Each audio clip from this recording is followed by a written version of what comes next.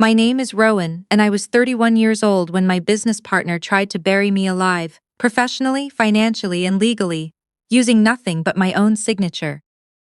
I want to be clear about something before I get into this. I did not end up okay because of luck.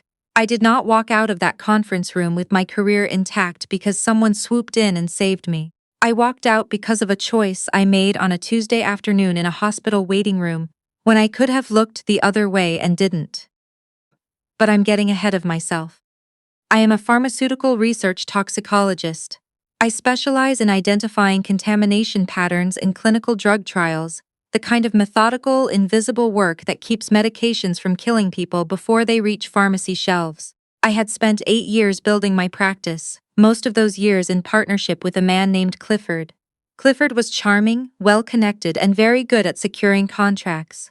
I was the one who actually did the science. For most of those 8 years, the arrangement worked. He brought in the clients. I ran the studies. We split everything down the middle.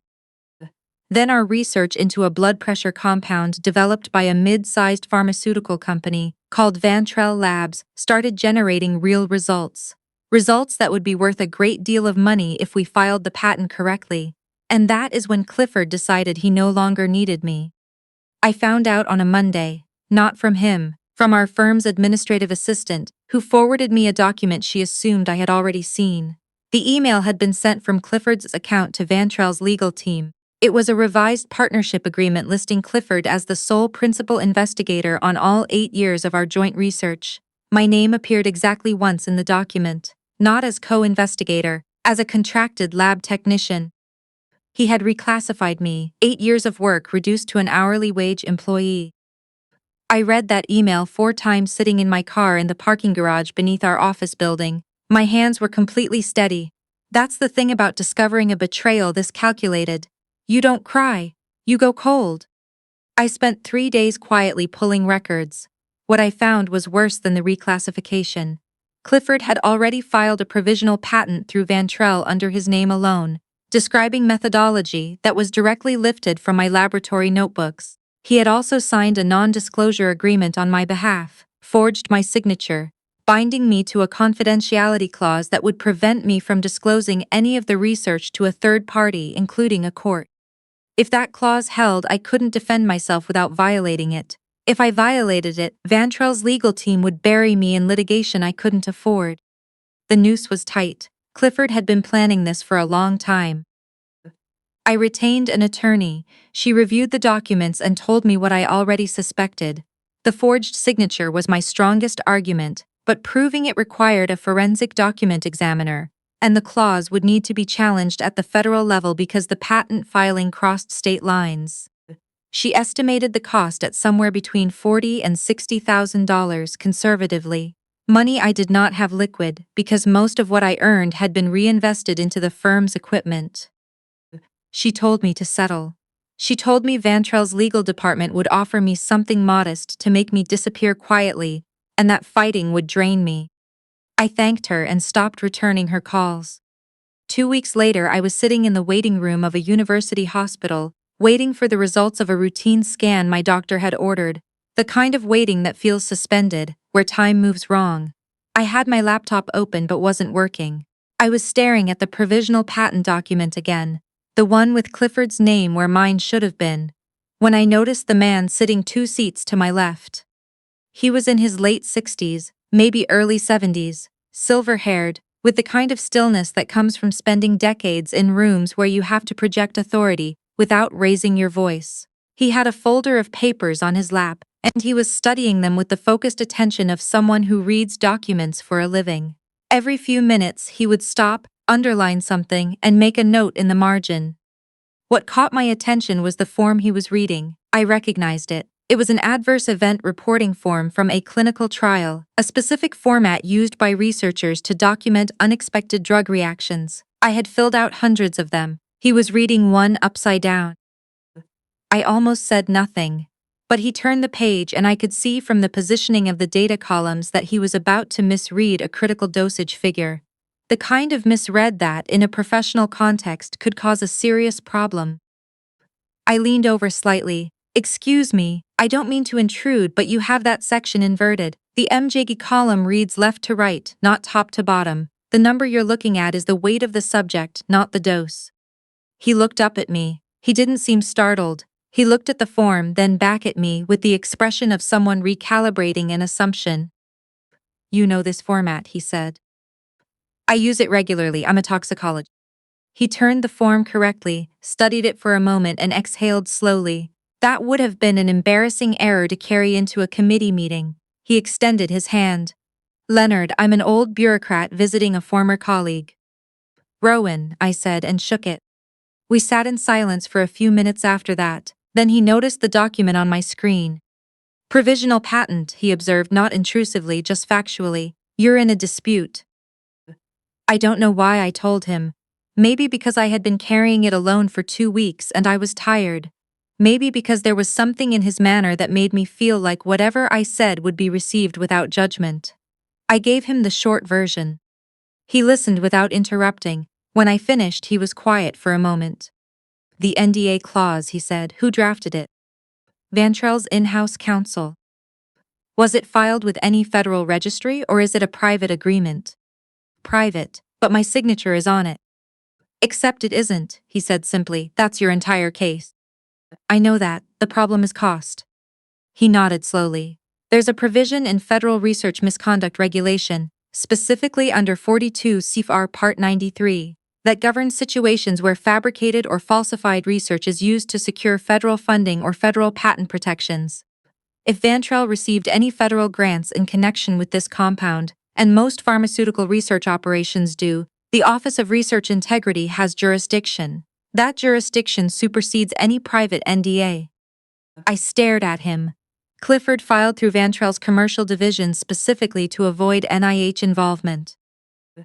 Then pull Vantrell's 990s and grant records from the last 5 years. Commercial divisions and research divisions of the same company share overhead reporting. If their research arm received federal money, the entire enterprise is subject to ORI oversight. The NDA becomes unenforceable the moment federal misconduct jurisdiction attaches.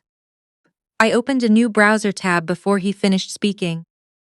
He watched me work with what I can only describe as patient interest. My results came back from the doctor. Nothing serious, a small irregularity they wanted to monitor, and when I returned to the waiting room, Leonard was still there. He had moved on to different papers but looked up when I sat down. Vantrell received 4 NIH grants in the last 3 years, I told him. Their research division and commercial division share a federal employer identification number. He smiled, a small, contained expression. Then your NDA is void under federal law, and Clifford's patent filing institutes its misconduct reportable to a federal body. You don't need $40,000. You need to file a complaint with the Office of Research Integrity and simultaneously contact the NIH Grants Management Officer associated with Vantrell's awards. That will take months, I said. It will take time, he agreed. But the moment ORI opens a formal inquiry, Vantrell's legal team will recommend settlement to the board.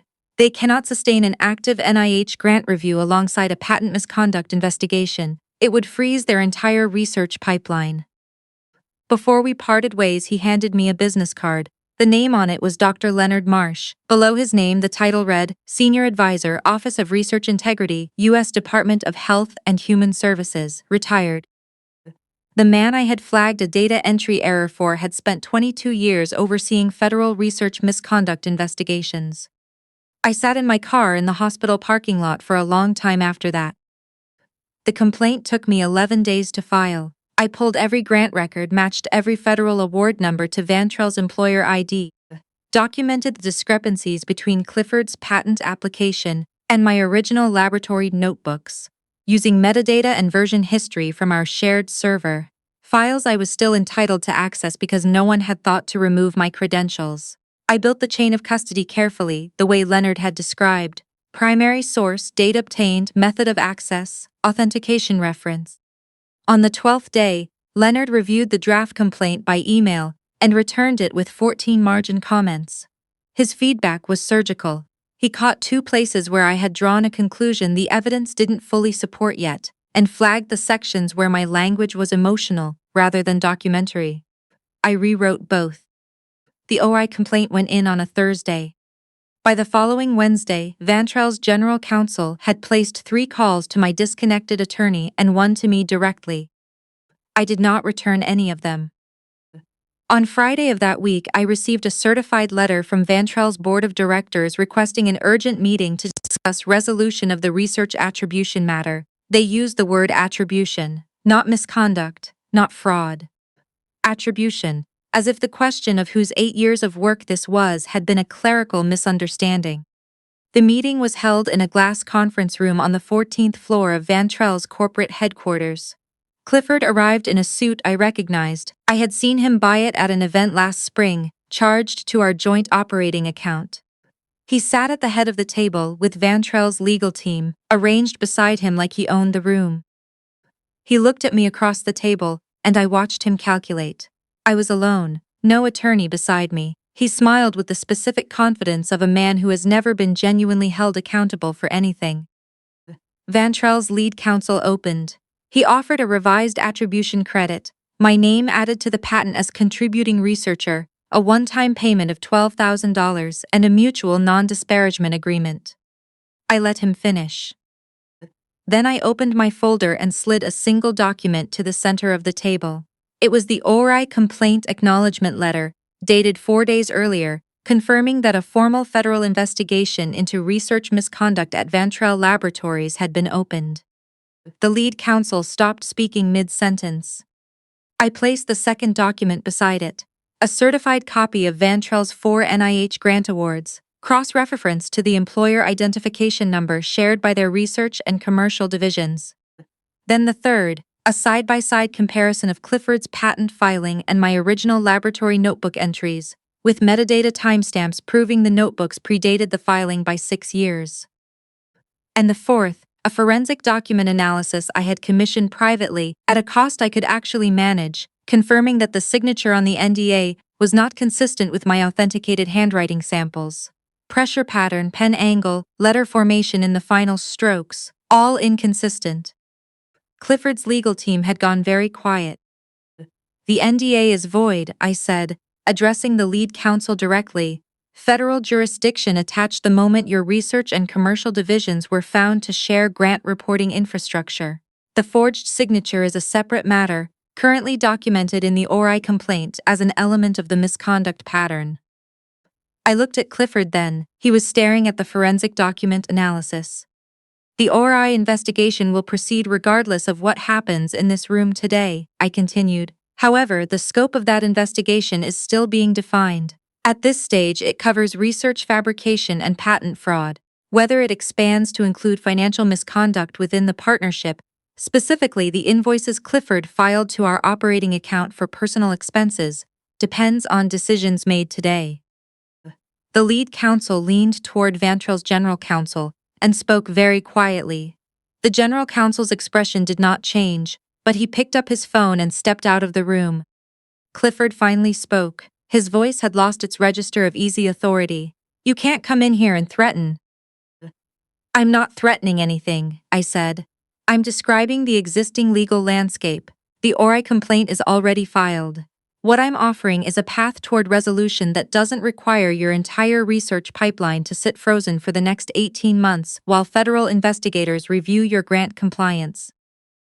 The general counsel returned. He sat down. He looked at me with the specific attention of someone who has just been told something by legal they don't like. What are you asking for? He said. Full and sole attribution on the compound research.